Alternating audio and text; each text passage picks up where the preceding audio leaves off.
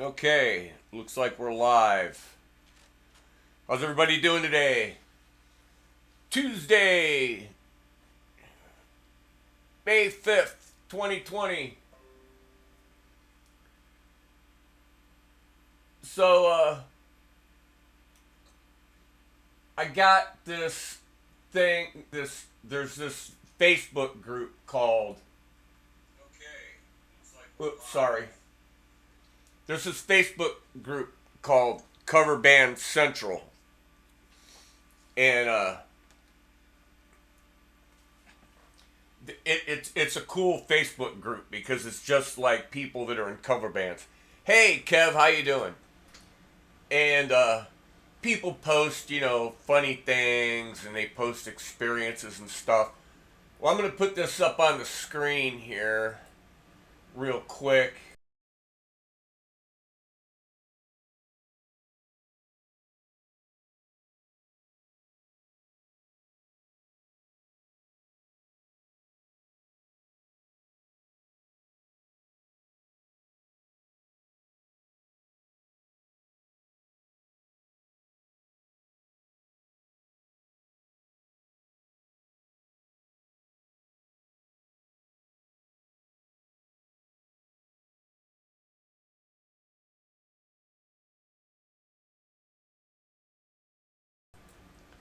That's in a lot of bands, like there's video of Blondie playing at CBGB's in the early 70s.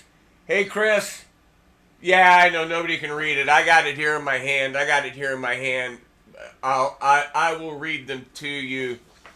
It's too small. Hey DB, how you doing? Michael B. Quick hello hello.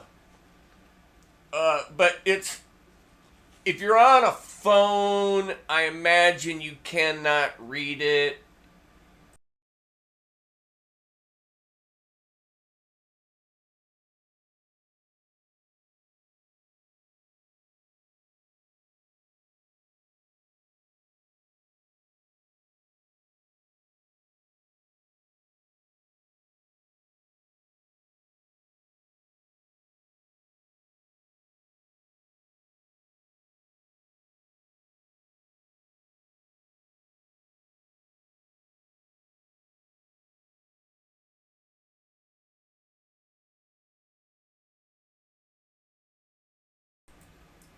So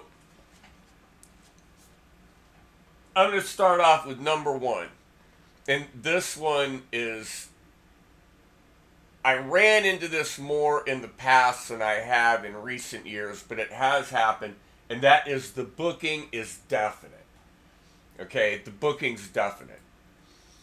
Yeah, right. How many times have you gotten to the gig that you booked 3 months ago, 4 months ago, 6 months ago, and you get there and you pull in and there's another van, truck, trailer, people loading in, and you go in and you're like, wait, what? I've got it right here in my handy dandy date book. And it's like, oh, I didn't, I never heard back from you, or I wasn't sure you guys, I heard you guys broke up, stuff like that. A couple years ago, we spent 4 years playing almost every Friday and Sunday at this one venue in the resort at Geneva on the Lake. And after the 2018 season, after Labor Day, the guy told me to stop down and see him. And we'd booked for 2019. So I stopped down, and the guy goes, well, I got a Friday here for you, Memorial Day, the beginning of the season. And I got a Sunday here for you at Thunder on the Strip in September. And I'm like, Wait, what?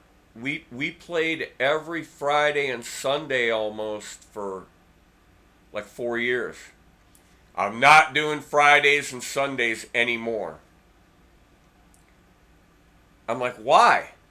Well, it's just not worth it. Booking my Saturdays. Go, well, how about some Saturdays then? Nope, got them all booked up. How could you have them all booked up when I'm like the first guy to get here? So, I say, all right, it is what it is. I take the 2 gigs.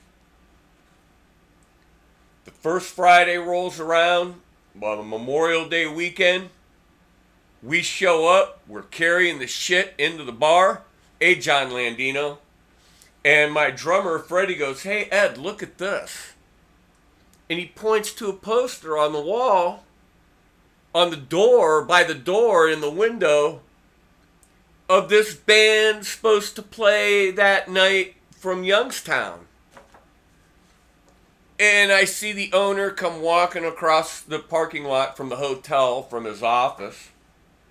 And I'm like, hey, Butch, what's this? And he goes, I don't know. What do you mean you don't know, man? I booked this last fall. You only gave me 2 gigs for the whole season, and this is the first one. And we booked it last fall, and there's this thing, this other band. He goes, oh, yeah, those guys. I wasn't sure you guys were going to play or not. And I was like, what the hell? So I said, all right, you know what? Fine. Everybody packed the stuff back up. We weren't completely unloaded. We had just gotten started, thank God. We weren't setting up. We loaded the stuff back into the van, and we went down the road. And I told them guys, I said, you know what? That Sunday booking at Thunder on the Strip, I'm booking something else because I'm not even going to show up. And I did. I booked it at another place. And sure as crap, we drove by there that Sunday night going to the other gig. And I never called him. I never told him. But I knew what was going to happen. And sure as hell, there was another band unloading that Sunday where we were supposed to be booked. And thank God that I went ahead and booked something else and didn't take his gig. Well, I have no clue what state that bar is going to be in this coming season for 2020.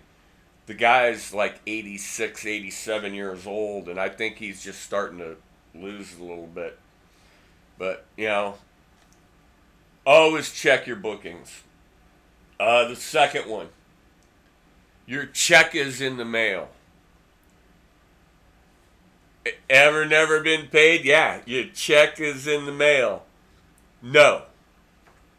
Now, I've not gotten paid, but I've never had somebody not send me the money when they said they were going to send it. And the only time that ever happened was we played for the Lodge, and they would send you a check at the end of the month. So every month, it would take 6 weeks. It would take 6 weeks to get your money. So, normally, I'll tell a bar owner, I'll set the price. And we set that up front. Now, I'll go to a club like the first time in, and I'll say, look, if we start playing and say we're playing for $500, and we play the first set, and there's absolutely nobody in here, I'm going to be coming up to talk to you, because we're either going to have to shut it down or make another deal to play another set to see how it's going to go. But I'm not going to play all night to a completely empty bar. Normally, I'm not going to play all night to a completely empty bar and then stick my hand out at the end of the night demanding full pay. If it's really, really going bad, I want to get out. I want to get out of there. We're going to, whatever the reason is, people aren't out tonight, or it's just not a popular place, or maybe we're the wrong type of band. But see, if the people don't come in the first place, you have no way of knowing if you're the wrong kind of band. You have no way to determine that. So I'm going to make a deal. Now, I have played gigs where at the end of the night they want to fight about the money. And I don't let that happen. I make sure everything is under control as far as the money. You know, we know how much we're getting. Hey, PXN America, I know how much I'm going to get, and I know how long I'm going to play for it. And like I said, and I've showed up at outdoor gigs, and I had to make a rule. If the weather is iffy, and it's sprinkling a little bit, and it's an outdoor gig, even if it's on like a covered stage, because around here on the lake, a drizzle can turn to a monsoon in a matter of minutes, all right, coming off the lake. And I'll tell them at these outdoor gigs, here's the deal. We can just call it off, okay? It's cold, it's raining, we can call it off. No harm, no foul. We go home, it's our decision. It's okay. But if we get out, set up our equipment, if we play one flippin' frickin' note, Feliz Cinco de Mayo, Feliz Navidad. If we play one note, if we set all our shit up and play one note and get rained out, we're getting paid. We are getting paid. And the reason I had to make that was because I gave a guy that option. I said, Dave, it's raining. And it's going to rain harder. And he goes, I said, we can either not do this, or we are prepared to go set up inside. And he said, nope, show goes on that stage. So at the time, we had our first drummer. We didn't have Fred, the drummer we got now. We had our first drummer in Navidad. Yeah, Feliz Navidad. And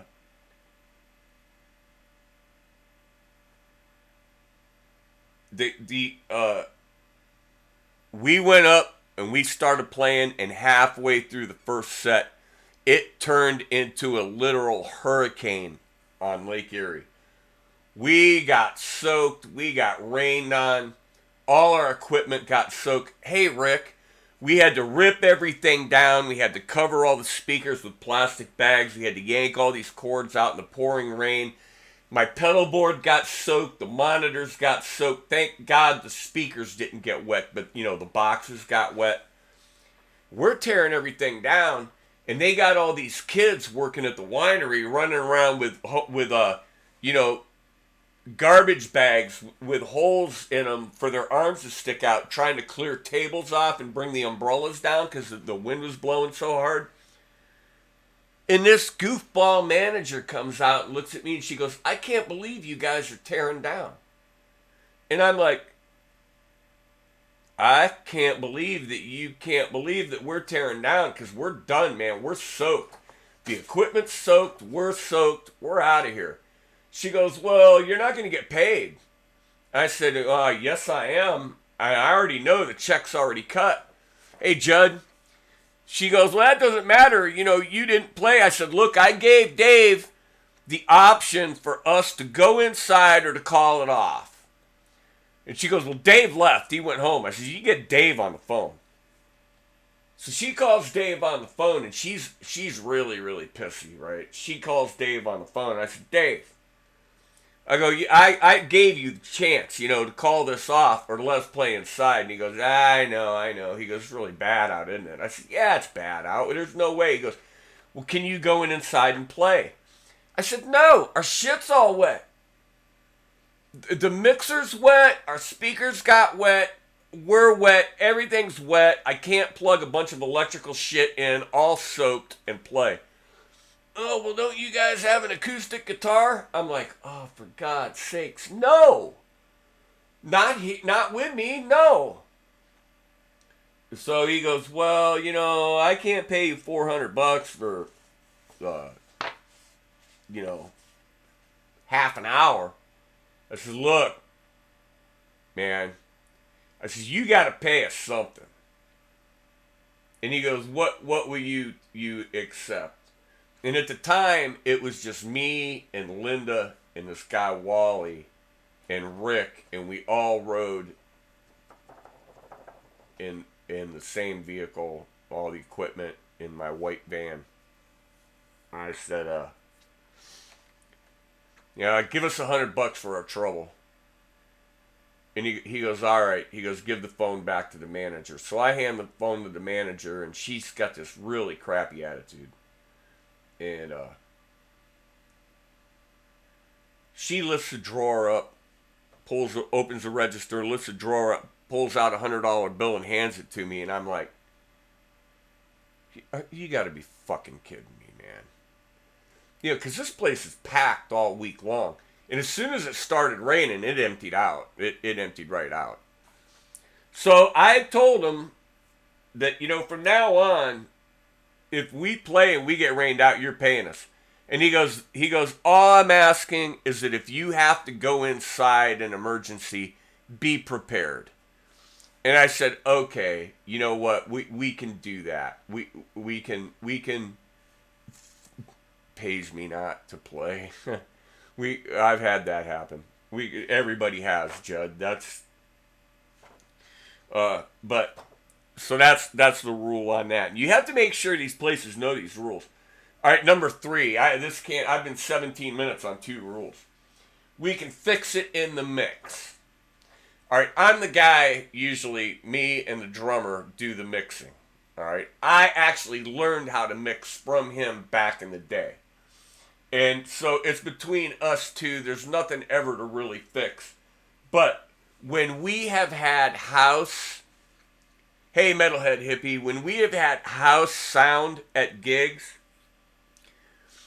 usually we get some pretty decent sound guys. They've got top-notch equipment. They know their shit. We were, for the most part, a 3-piece band with a singer. Jesus Christ, if you're a sound guy and you fuck that up, especially with he doesn't even have to mic the drums because they're electronic, and he just gets a line out from the drums. If you can't fucking mix that, if you can't mix a 3-piece band with a vocalist, then you need to go back to mix school. But way back in the day, we were playing at a place in Willoughby Hills, Ohio called Paradise. And it's this big-ass club. And we were getting $100 for the 4 of us to play for 20 minutes, opening up for the headliners for the night. And they had this frickin' sound man named Hoot, who got pissed off. I was the bass player at the time. He got pissed off at the guitar player in the band because the guitar player was somewhat of a prima donna and, demanded things be a certain way in how it got mixed. And you know how it is, don't fuck with the sound guy. And another band that was some of my best friends that got us the gig played after us, and they did 40 minutes. We did 20 minutes, they did 40 minutes, and then the headliner would come up and do 2 45-minute sets, or they could just play straight through if they wanted. which usually is what happened. Well, this guy Hoot, the sound guy, he threw so much echo on us in the front of house. We're not hearing it in the monitors. All right. All we're hearing are our amps and the stage monitors. We're not hearing the front of house. And after about 5 minutes, my friend from the other band, who's passed away now, Bob Bartone, the bass player, he comes up to the stage and he goes, Ed, what's with all the echo? I go, what are you talking about? What echo? He goes, you guys got a ton of fucking echo out front. I go, I don't know anything about it, Bob. We can't hear it. We don't hear it. He goes, all right, I'll take care of it. And he goes up to Hoot and he goes, hey, what's the fucking deal, man? He goes, well, I don't like their guitar player. He's an asshole. And Bartone goes, that's not cool, dude. That is not cool. He goes, clean the sound up on these guys right now. That is not cool. And thank God, Hoot felt he was kind of being an asshole and he did fix the sound. But from what I understand, it was god awful horrible. And it's because we pissed off the sound guy. So don't piss off your sound guy. And sometimes he can't, like, they can fix it in the mix to the point where they can't add talent. It's like, can I get some more talent in my monitor? No, you can't. All right, number 4. Man, there's 54 of these. This might have to be a 2 or 3-parter. Number 4. I'll put this up briefly again to see if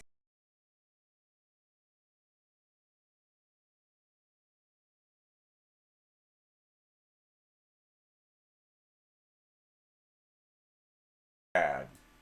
Okay, come on, who hasn't been through this?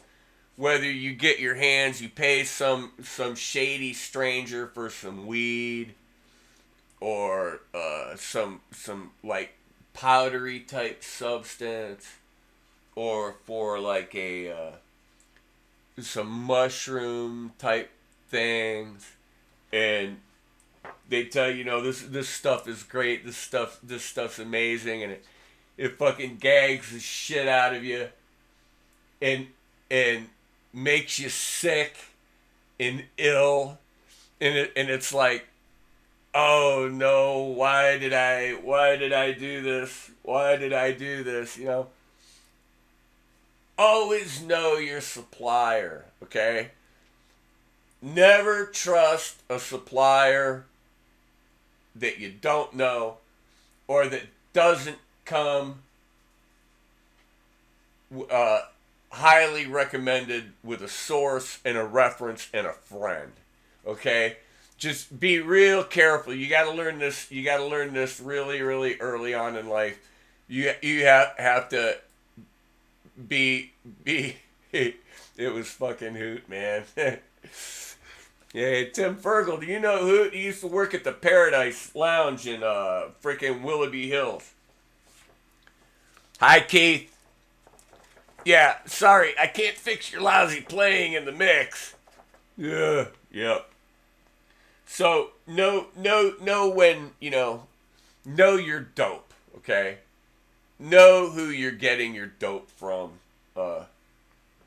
Be careful with people buying you drinks. Unless you're right there seeing the bartender serve it, because that can be a disaster also. Great Lives of Rock and Roll, number 5. The show starts at 8. All right, we've been there. It's hard to come up with a specific circumstance of when this has gone wrong. But we normally what happens is you get to gigs that have multiple bands playing, and everybody has their time slot.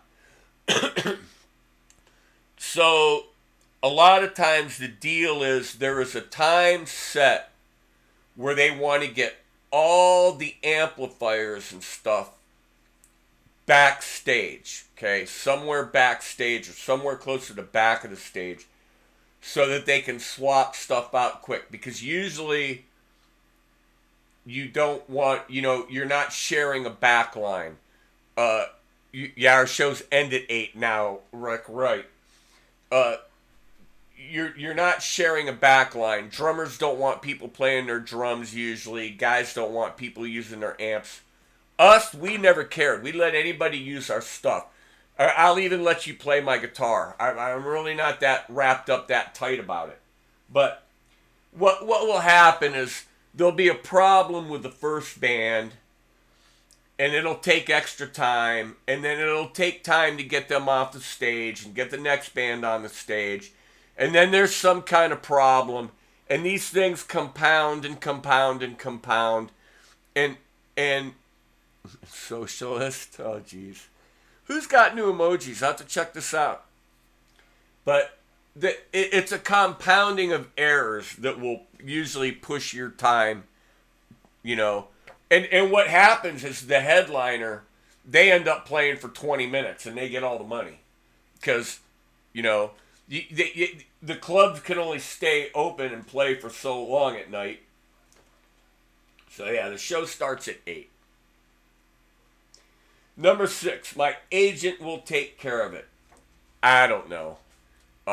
We've rarely ever used an agent. And the last agent that I did work with got us some gigs, and then it dropped off, and I didn't hear from him. And I called him up, and I said, "Mike, what's up?" And he goes, "I can't work with the name. I can't work with that name. Larry, Daryl, and Cheryl." And I was like, "Okay." So what I did was at the end of the season, we were on the front page of the local paper twice. We were in the paper like every other week, where our picture was somewhere in the paper at a local fair or event, because all these towns around here have their little summertime concert series in the park or in the square or whatever, and their bands get their picture posted. The more of those you play, the more of those you get posted. And then all the ads that got put in the paper that we didn't even buy, that were bought by venues, and other notifications and other posts and stuff, I put all this shit into a manila envelope and I send it to the guy and said, "Hey, the name kind of worked for us, Mike. I don't get it." Number 7, I'm sure it will work. I don't know what that is. Always have a backup. You need to have a backup. You need backup amps, backup mics, backup. It sounds like you're depending on somebody else's, like maybe their equipment, their PA, or something like that, and you're.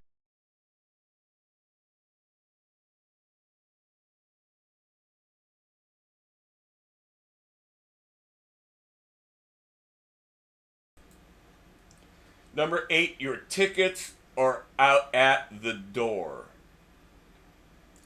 Ah, rarely ever had ticketed shows. That that is not something that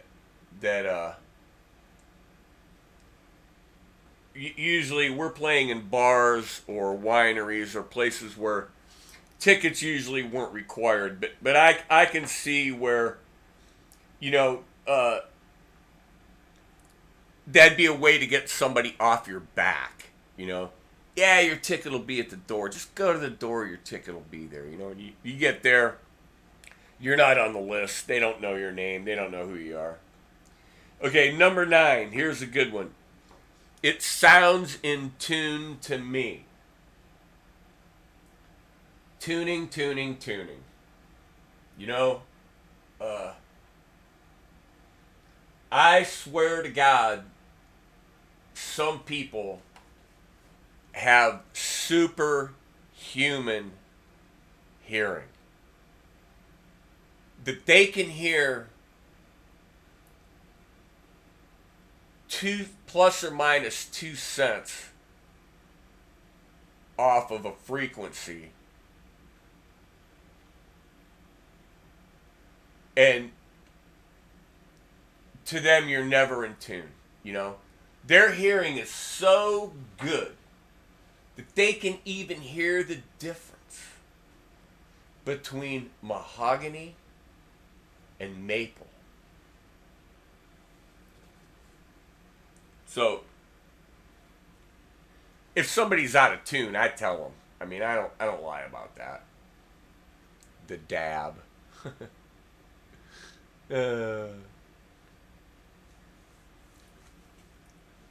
Okay. Yeah. Sure, it sounds fine at the back of the hall. That's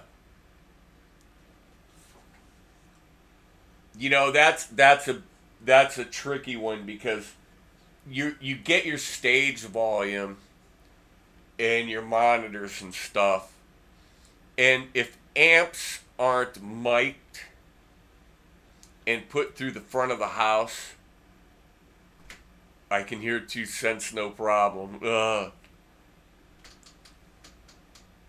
If you can come in. Oh, I wonder if Linda's home. If you're not mic'd up, amps can be really, really directional. And like if you walk over to the other side, you'll lose the guitar or you'll lose the bass. In a big place. In a small place, if you're playing loud enough, everybody can usually be heard and it's not so bad. But if you get in a bigger place, that can be a problem, and that's why you need front of house mix. Number 11. I know your mic is on. I don't know. That sounds like somebody messing with somebody. Number 12, I checked it myself. That's another one I don't quite get. Number 13, the roadie took care of it. Well, I don't have roadies. Yes, you can hear the difference between the amp on and the amp off usually. We never had roadies really, other than our friends that would just help us do it. But I know that I've had issues with other band members over the years that I didn't think were doing their share. Number 14, she'll be backstage after the show. I don't know. Is that the woman with the money? I don't know. Number 15, yes, the spotlights will be on you during your solos. Well, in my experience, the sound guy is usually also providing the lights, and the lighting's usually pretty good, and there's really never any spotlight. Okay, number 16. Number 16. The stage mix sounds just like the program mix. Yeah. And once again, back to the mix, back to not making the sound guy mad. The stage mix on a big system, all I hear is my guitar amp and what's coming at me through the monitors that are in the front.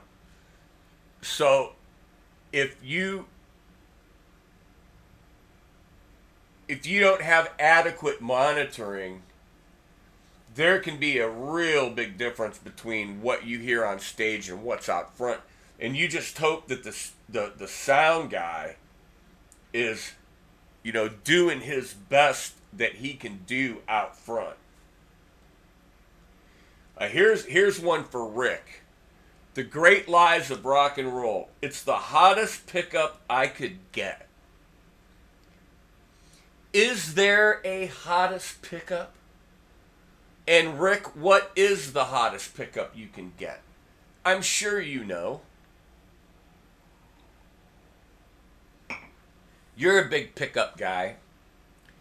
I'm a big stock pickup guy. I buy a guitar, and for the most part I stick with what's in it. Now I have changed pickups in guitars. I've done it to my Strat and my Les Paul. My bad, I have done it. But normally I'm just the guy that goes with the pickups that come in the guitar. I'm not that kind of tone chaser. I'm more of a tone chaser through an amp. No, I don't like a real hot pickup either. You can always beef the sound up with pedals or the amp or whatever. And if the pickup's too hot, it's harder to calm down and make it sound decent and calm it down than it is to beef a weaker pickup up.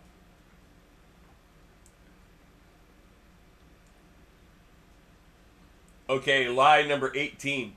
The club will provide the PA and the lights. I've run into this a couple times where I was assured that we wouldn't need like lights, and you get to the place and they've got one or two crappy floodlights on a frickin' stage, and you didn't bring your lights. And now it's not so bad now because we use LEDs and they're really compact and easy to set up and light. But when we had the old 500 watt par cans and you had 8 or 10 of them on a bar, then you had to set up stands and a bar and hook all these lights up and these light bars. That took some time. And if you didn't bring that shit and you got to a freaking club and they didn't have good lights, you're playing in the freaking dark. And there is nothing worse than playing in the dark.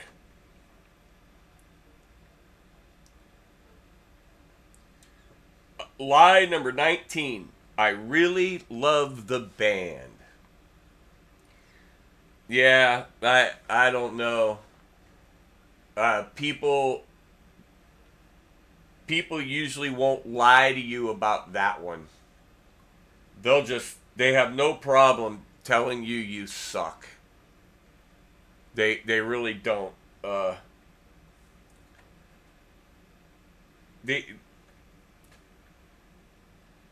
You can tell people like the band when they come back. When they come back to see you multiple times, okay? That's when you know they like the band. If they don't like the band, they just won't show up. They'll say, hey, you guys sound good. You guys sound good. And you don't see them again. You know they weren't impressed. But for the most part, you're not so apt to tell your friends they suck, but you'll tell strangers that they suck. Number 20, we'll have lunch sometime. No, I've never had, well, it's like we'll get together.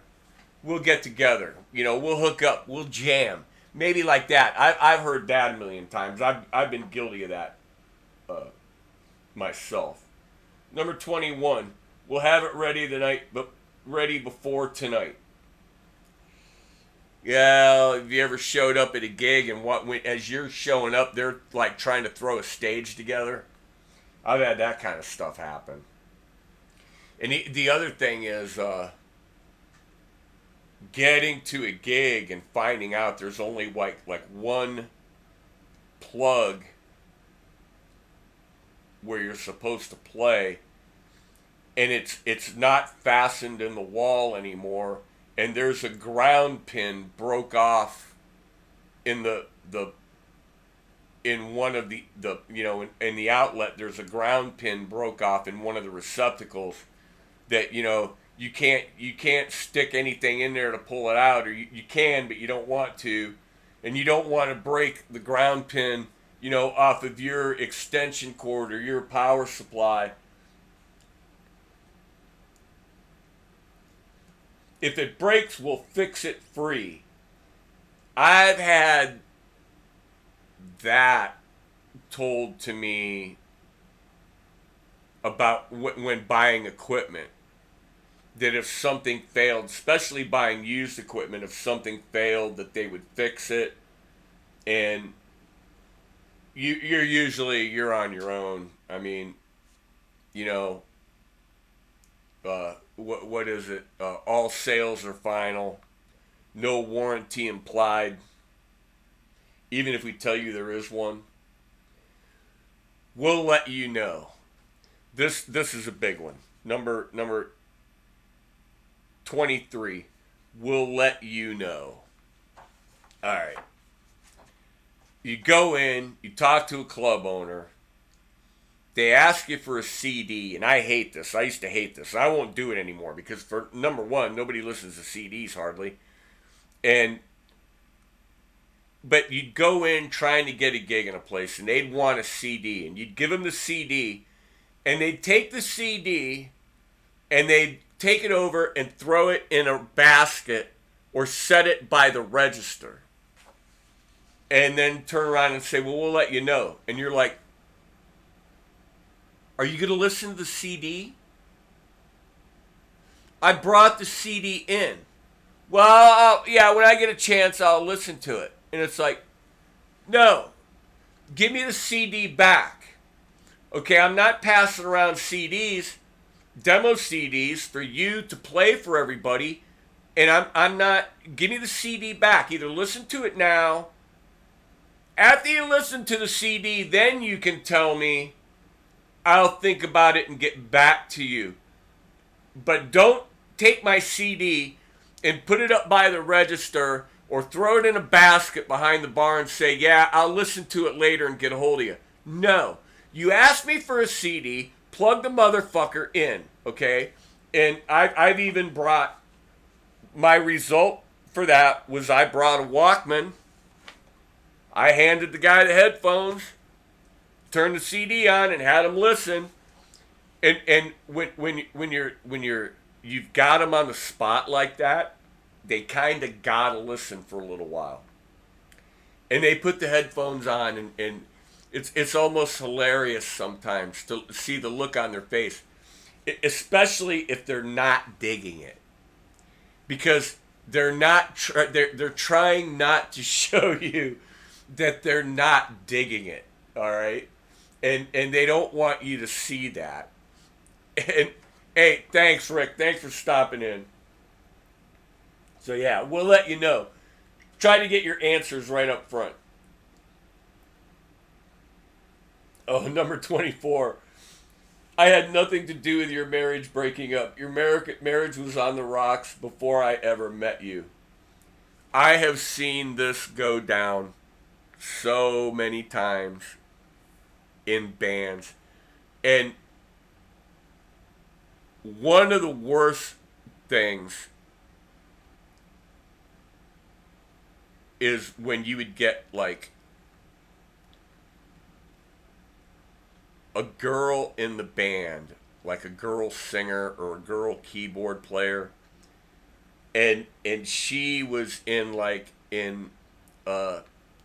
maybe been in a relationship with a guy for a few months or maybe a year, or maybe the relationship actually really was starting to run its course, and they hook up with somebody in the band or somebody they meet while you're out playing, or just something happens, and then you get the jealous, jilted boyfriend coming around and calling you on the phone.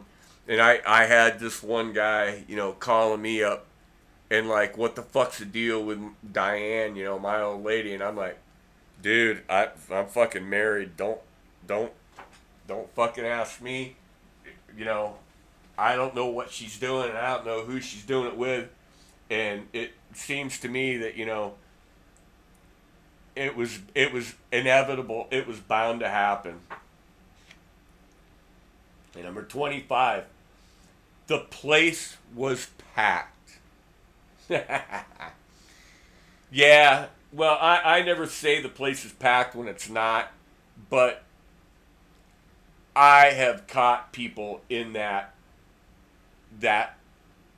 yeah, the place was packed bullshit before. 10 people's not packed. I don't care how small a place is, 10 people ain't packed. And you got to be ready to play for small crowds. It's going to happen. There's nothing you can do about it. It happens. We'll have you back next week, number 26. Well, you know, not not not too much usually. Number 27, don't worry, you'll be the headliner. I've never had that happen. Fredhurst, oh, you bought that guitar? Really? What? Say what? Number 28, it's on the truck. I don't know. We've left equipment home. Like I said, we've left the lights home when we needed them, and ended up, almost playing in like the freaking dark. So you always got to make sure everything's in the van. What the Fred Hurst that just came in, he'll tell you. A couple times I left my power supply for my pedal board in another bag, and didn't have it with me, and had to borrow one of his to get through a night.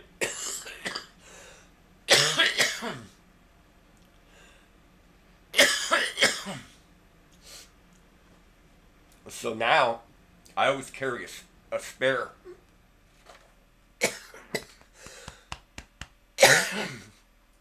Oh, I got a tickle.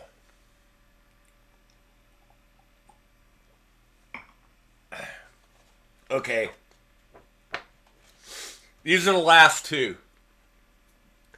And this one goes back to like the 80s and the 90s. This Coke hasn't been cut.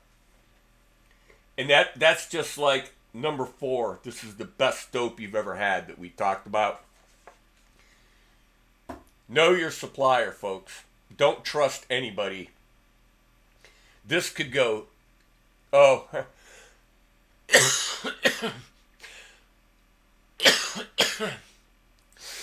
Fred was a good one. One of our guitar players. He'd buy guitars. He bought a Carvin one time. He ordered a Carvin. And it was a beautiful guitar. And he shows up at the gig and he goes, look at my new guitar.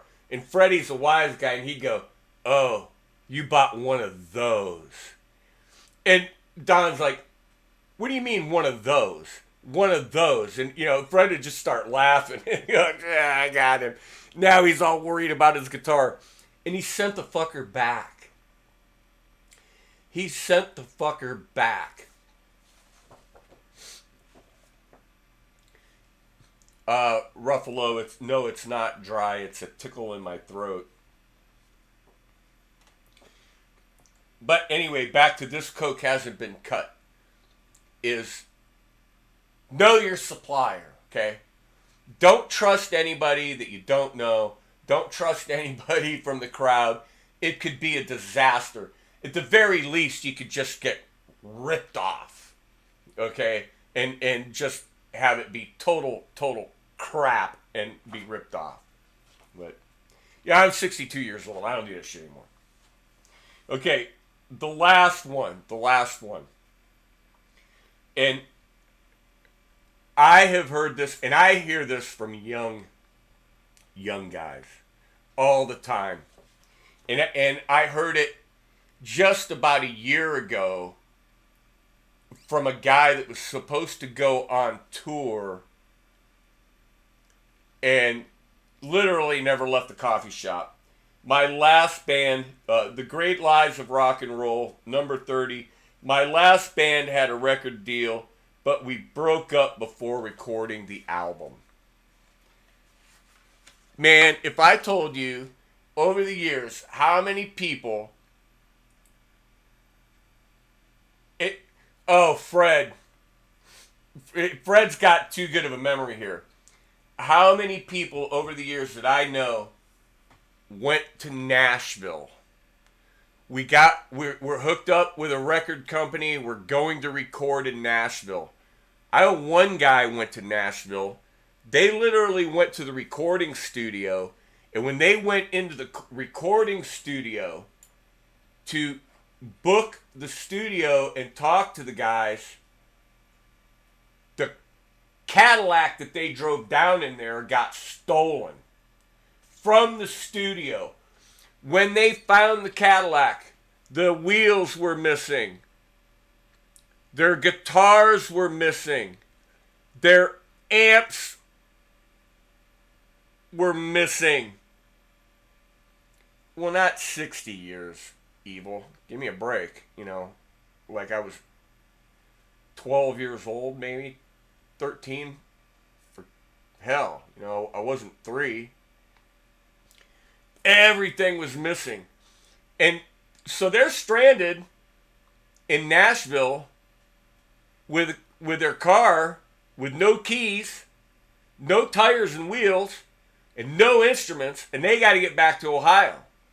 And other guys that went to Nashville and just, you know, they went down there and recorded, and they blew all their money and dumped a bunch of money. And the recording studio, they take your money, they record, they give it to you, and then here you go promote. You know, make yourself a record deal. Booking a recording studio is not a record deal. Freddie, give me your money and I'll get your pot. I'll be right back. Me and the same guy with the carbon guitar, we were playing at a place that was right behind my house. And we were pretty heavy smokers at the time, you know, the medical marijuana, right? Of the generic type. We were pretty heavily into it, and it's a Friday night, and we get to the gig, and I'm thinking, I'm sure Don's got some, because I didn't have any, and he's probably thinking, I'm sure Ed's got some, because he didn't have any, and we get to the gig, and we ain't got none. So we're sitting at the bar talking about it, and I go, you don't have anything? He goes, I ain't got nothing. I go, don't you? No. You got anything at home? I said, no, I don't got nothing. This dude sitting there goes, hey, what are you guys looking for? I got anything you want.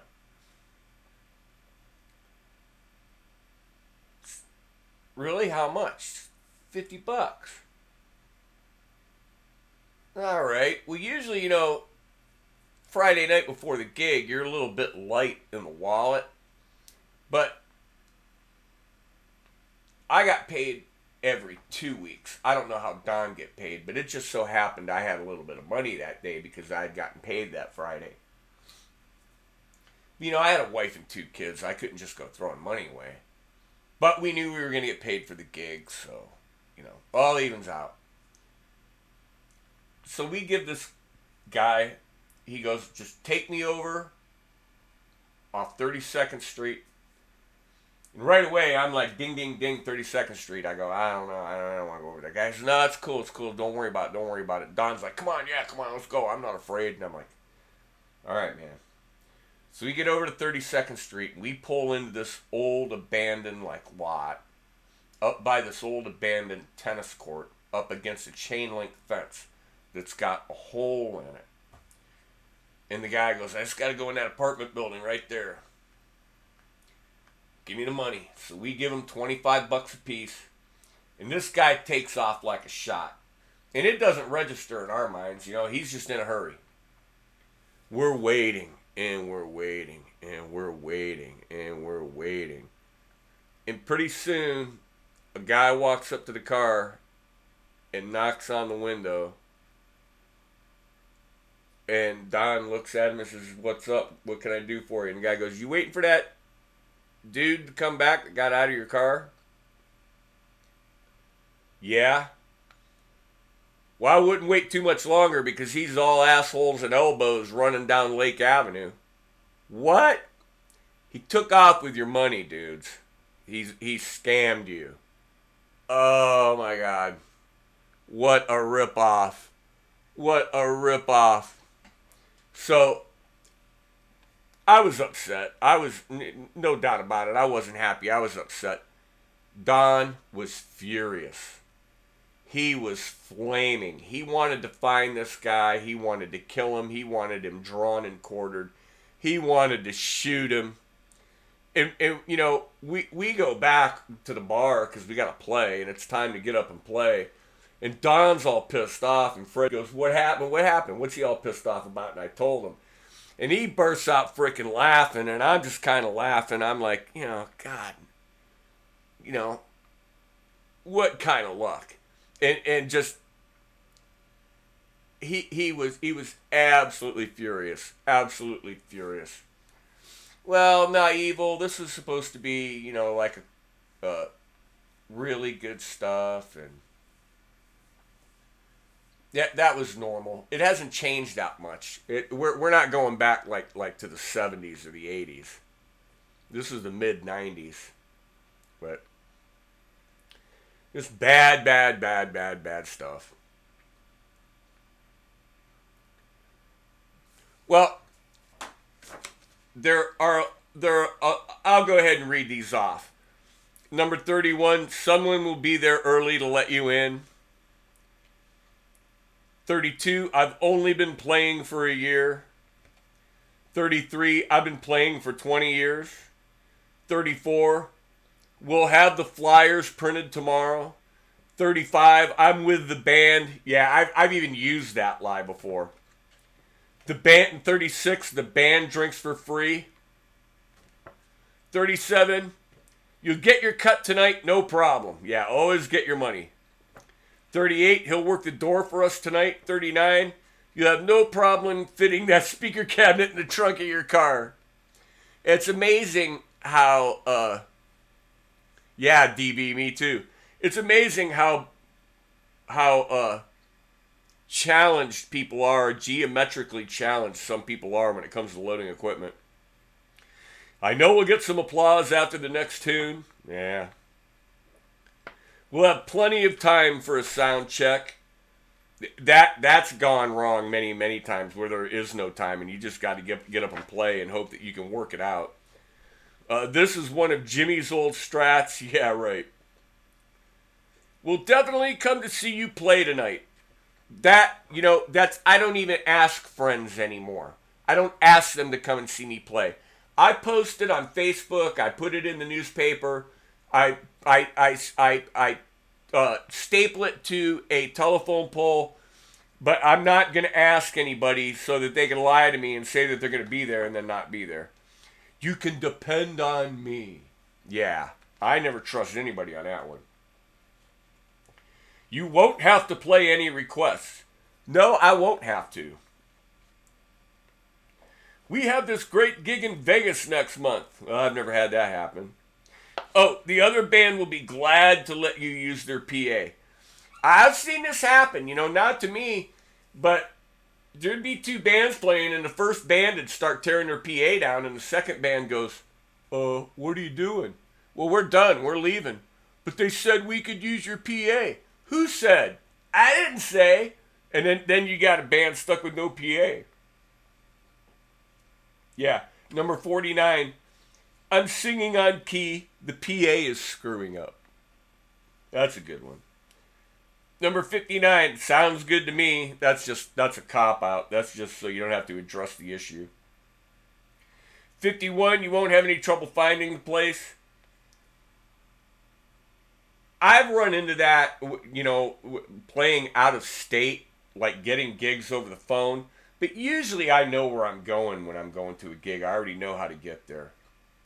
52, I've played there before. Number 53, we can turn down the volume if it's too loud. Yeah. Right.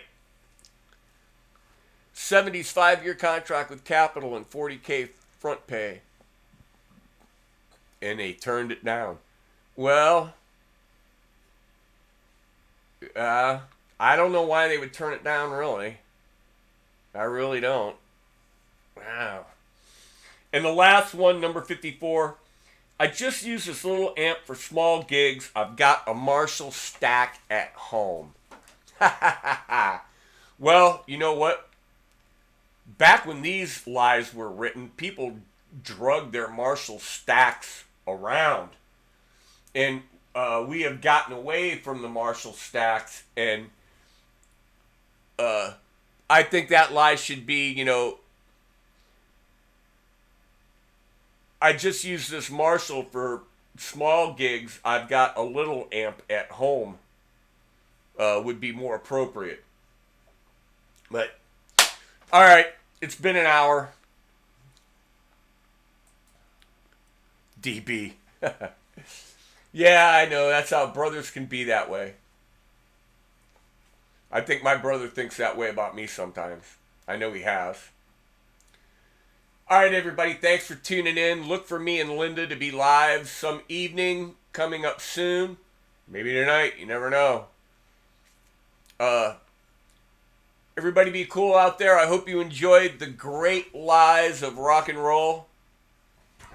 And if you want to check out that Facebook page, it's called Cover Band Central. And it's just a cool page. There's a lot of guys. There's actually a lot of good information on the page. Is your brother my brother-in-law? I don't know. All right, you guys. I will catch you all later.